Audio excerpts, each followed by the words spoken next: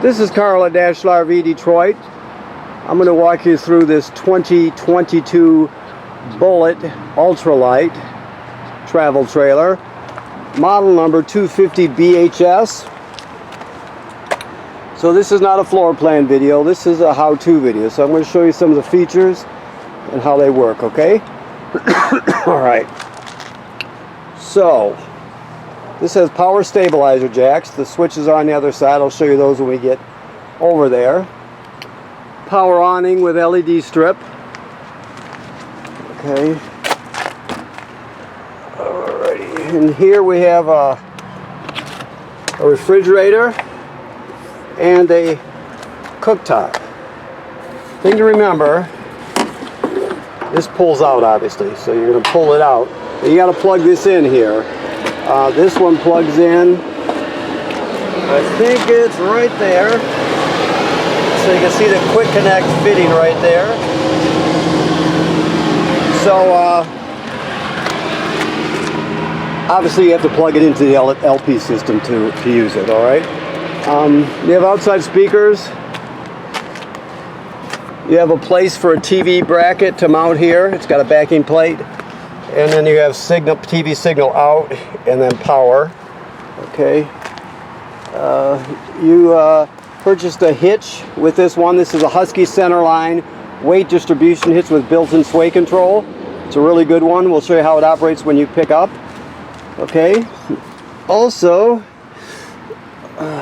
looks like your docking light switch, I would imagine, right there. Yep. You have a power tongue jack. Now if this ever fails, right, it's got a hitch light on it. If it ever fails, you can pull this plug out of the top and you can put a 3/4 inch socket on there or a crank, whatever you have. You can actually crank it manually, so you can still get yourself hitched and unhitched no matter what. You got 2 LP tanks with automatic changeover regulator. Both of them are full. Deep cycle marine battery. And this is the kill switch for your battery. So if you want to shut your battery off, you just turn that switch. This is just a hookup for a solar panel kit. It would be a portable battery charger solar panel. It's made by Zamp. It's just put on there if you wanted to purchase something to charge your battery. You would just plug it in right there. Okay. Now this does have a solar panel on it. You can see the edge of it right up there. Okay, this right here is the solar controller for your solar panel. So this just basically regulates and it's a charge controller. So it sends the amps to your battery, and so that's what that does. It just regulates the solar panel for you. On the other side of that trailer was a spray port. Okay. And this is the sprayer that plugs into it. This is your 3/4 inch crank that we talked about, the 3/4 inch. This one here, let me see here. What we've got here. Let me back up for a second. Okay, so you do have the switches for your stabilizers here. One switch controls both front, the other one controls both rear. Now if they were to ever fail, you look down here, you can see that there's a shaft with a pin through it right there. Well, this crank has a cylinder with a slot cut in it, so that'll fit right over there. So you can actually crank those manually to get yourself out of trouble if you ever need to. So it's another good feature. Also, you can hook your sprayer onto here too for a quick connect, okay? Now, you have your water hookups. This is your city water connection right here, the most common way to get water to the trailer. You're just going to put your hose on there, turn it on, you're all set. Now, if you're camping someplace that does not have city water hookup, let's say you're boondocking or whatever, you can pre-fill your fresh water tank right there, and then when you get where you're going, you can use the onboard pump to pump the water.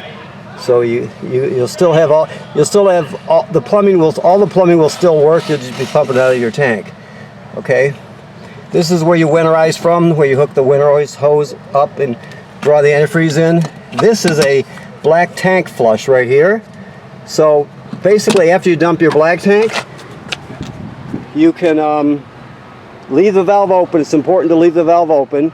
Then you can turn on the water and it'll flush out your black tank. It'll spray it out and clean off the sensors, that sort of thing. So that's what that is. And this has to do with winterizing also. You just have to put the valves in the correct position to bypass your water heater, winterize, that sort of thing, okay?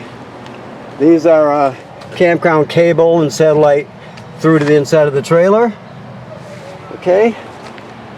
So you have you have two gray tanks in this one, a galley tank and a toilet sink and shower drain. So you see the gray is right here. This would be your galley tank, or sometimes called gray tank 2. Depends on what they call it in this particular trailer. But here are your other valves.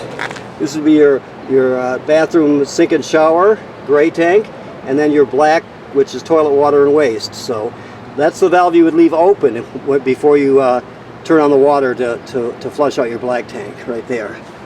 Okay, your power cord hooks right up to here. We're not up to the building right now, so we can't. I'm running off of the battery right now. Okay, this is the dump hose and a reducer for your power cord. Let me walk back over here. I think he's got, yeah, your cord is over by the building, so it'll be with the trailer when you pick up your power cord. Okay, we don't normally do the walkthrough over here, but we have to because of they're moving trailers through there right now. So this is your water heater. It works on both gas and electric. The switches to control it are inside. I'll show you where those are.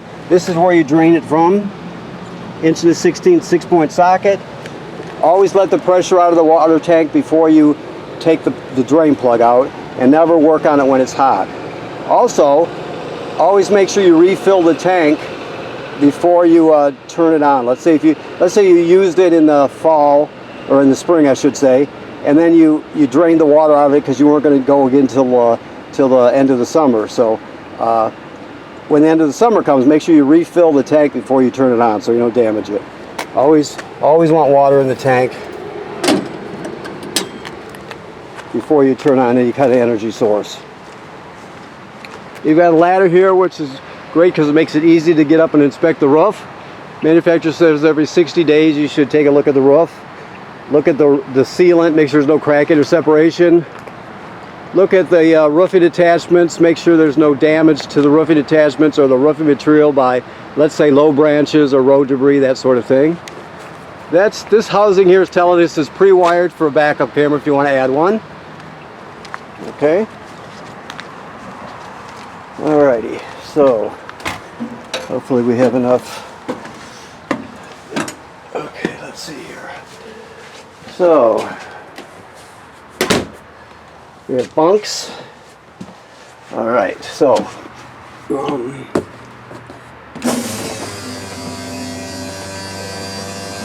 this type of a slide room is called an AccuSlide, just so you know it. There are different types of slide outs. This one's an AccuSlide.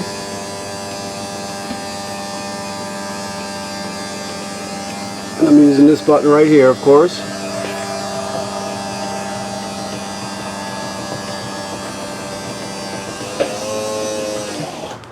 Okay, your power awning is right here. You see it right there. And of course, that's your light. Okay.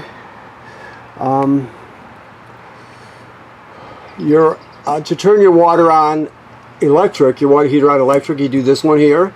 It'll light or turn on the electric heating element. If you really want fast recovery, let's say people are showering, you can run the gas burner.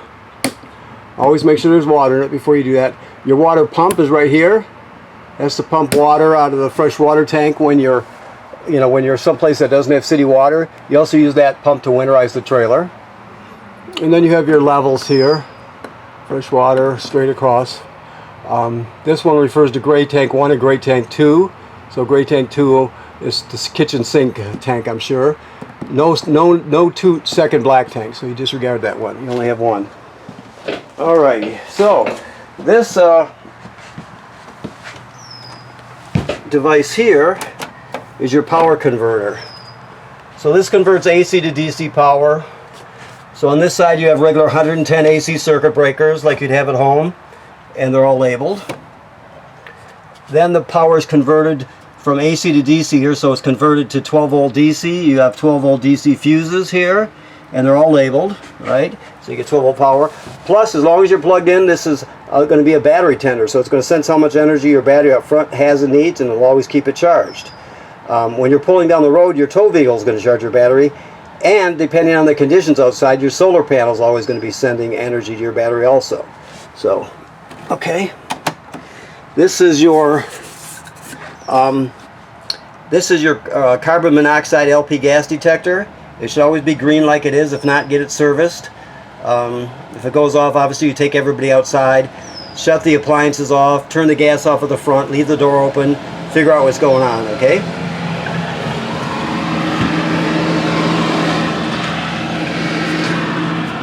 Okay, so over here we have obviously your TV. It has a swing out bracket, and you can latch it into place with the strap so it doesn't flip around when you're traveling. That is your remote for it. This remote is for your sound, which is right here. So this thing here has AM FM radio. It has Bluetooth, so you can stream wirelessly from your phone to your tablet. It has a USB drive in it, so you can put all your music onto one little stick and take it with you. This HDMI is an in, so if you want to go into the system, let's say with a, like a portable Blu-ray player, you go right in there. It also has 2 speaker zones, 1 and 2. 1 is inside the trailer, 2 is outside the trailer. So it does everything you need, and then some. Alrighty. Microwave works like any other microwave. Range hood here with a fan and a light. Okay. I don't know if he's got the gas turned on right now. Either way, I'll just talk you through it. So basically you have the 3 knobs here for the 3 burners. This one on the left is the sparker. You turn it clockwise to spark. The one all the way to the right is for the oven. So let's see if he's got the gas on. Yes, so it's that simple. Okay, now when it comes to the oven, all the way at the back, at the bottom in the back is a pilot light. Maybe we can see it spark. Maybe, I don't know if we can or not. But what you do is you're going to go to the oven knob, you go to the picture of the flame, right there, then you depress it. You keep it depressed and you light the pilot light, right? After it lights, you still hold it in for 10 or 15 seconds to heat the thermocouple up. Then you go to whatever temperature you want. When you shut it off, the flame goes out, obviously, but so does the pilot light. So you have to relight the pilot light each time you use the oven. Always travel with this shut. Okay. I don't see where he's got your key. Oh, they're on the table there. Okay. Okay. Let me see what else we've got here. These are your keys here, obviously. This is your packet with all your literature in it. You can drop this tabletop down onto these cleats, these black cleats, and turn it into a bed if you need to. Your refrigerator is a 12 volt DC refrigerator. So it runs on 12 volt DC. It has a compressor just like your refrigerator at home. Just have to remember to latch it like that when you're traveling so you don't, the doors don't fly open and get dented. Your bunks, of course. I think I walked past this. This is your thermostat. It's self-explanatory. You're just going to go through the different modes, and you can set the fan speed low, high, and auto. It doesn't always give you an option for auto, but if it does, like when you're using the air conditioner, always choose auto. That's the best way to go. Okay. This particular outlet is a GFCI. Keep that in mind. All the plugs in the trailer are wired through a GFCI, even the one on the outside. So if you're using something outside and it pops, you're going to reset it here. The sink and shower work like any other sink and shower. And when it comes to the toilet, like all RV or all travel trailer toilets, it sits right over a black tank. So what you do is you can't run it dry. Dry meaning that no water in the black tank or no chemical in the black tank. So when you get to the campground, you hook up your power and your water, you put a dose of chemical right in there, then you're going to stand on the pedal. Water will come swirling out because we're hooked up to water. And you stand on that pedal long enough to put at least a gallon of water in there. Some people use more, you don't want to use less, but at least a gallon of water and chemical, then it's ready to be used. You can't use it dry without chemical water because the smell will be terrible, and it'll get clogged up. So you always want it to have water and chemical in it. Okay. All right, let's see what else we've got here. The escape window, they all work pretty much the same. You're just going to push it all the way through, and then you grab a hold of the red tab and pull the screen out, and that way you can exit in an emergency. You also have TV hookups here, backing plate on the wall, and then you have your hookups. Keep in mind, let's see what we got here.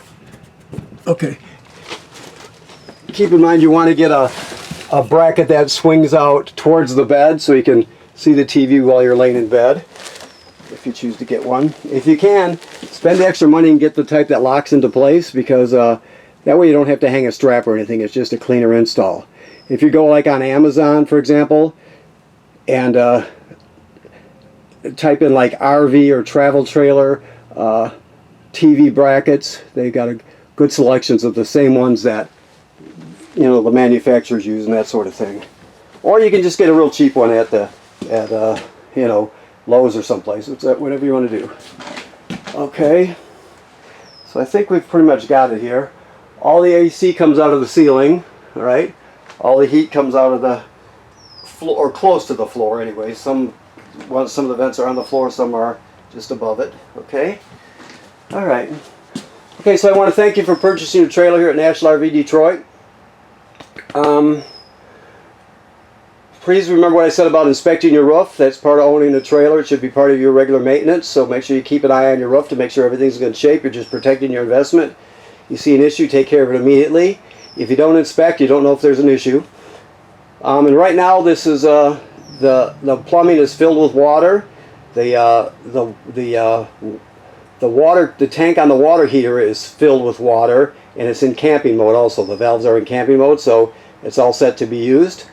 Remember, never run it without water in it, and and remember to winterize it obviously when it starts getting cold out. So, okay, thank you.